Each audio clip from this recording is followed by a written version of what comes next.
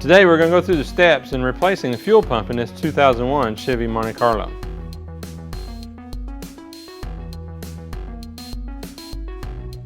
Now we will want to disconnect the negative battery cable before we begin the repair. In order to install the fuel pressure gauge, this vehicle does not have a test port, so we will have to open the system up. We will do that by removing the high pressure line and installing our gauge in line with the system. We always recommend removing the fuel tank so it can be properly cleaned. On this application, fuel tank removal takes an extended amount of time. The manufacturer recommends removing the fuel pump through an access plate in the trunk.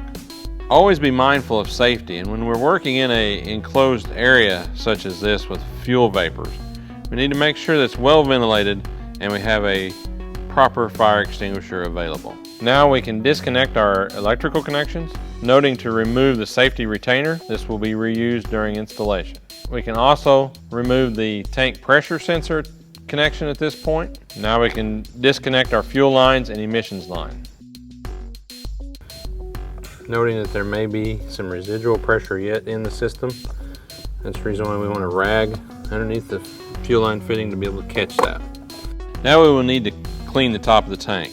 We will need to use a non-ferrous wire brush and wipe the debris free from the top of the tank. We recommend not using compressed air in this environment, as compressed air can build up a static charge. Now that we've cleaned the top of the tank, we'll remove the tank locking ring. We'll use a non-ferrous punch, turning the locking ring counterclockwise. There's a safety retainer that we will have to depress as we remove the locking ring. As we remove the fuel pump module, we will have to work the locking ring off the top of the module assembly before completely removing it from the tank. On the bottom of the module is a reservoir that will contain residual fuel. We need to be sure and capture this to keep it from spilling inside the trunk area.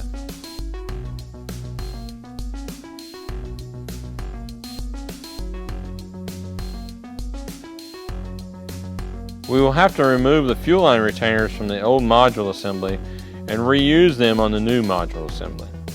When removing the fuel pump module, inspect the strainer. If you note a large amount of contamination, it would be advisable at this point to remove the tank for cleaning.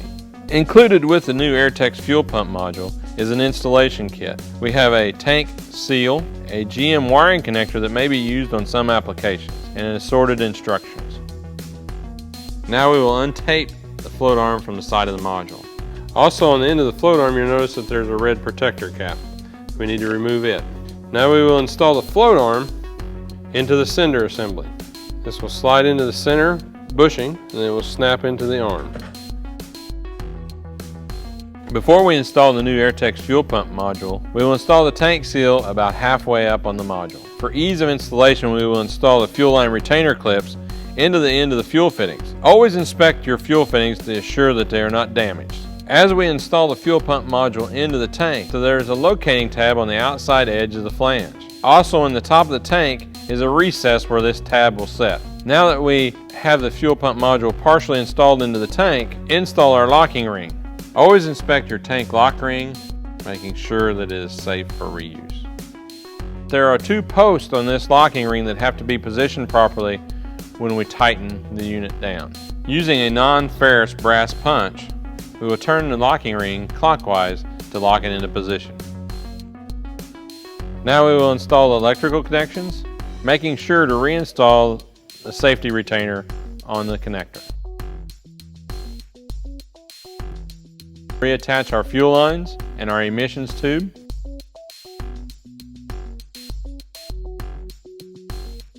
Now we can bolt the access cover back in place. Reposition the carpet in the trunk. Reattach the negative battery cable. We will need to cycle the key 2 to 3 times in order to recharge the system. Now we can start the vehicle and monitor the fuel pressure, making sure it's within manufacturer specifications. Now shut the vehicle off. We will bleed the pressure from the fuel system through our gauge, making sure to contain any fuel that we bleed out of the system. When we disconnect our fuel line fittings, note that there may be some residual pressure there. We need to capture that safely.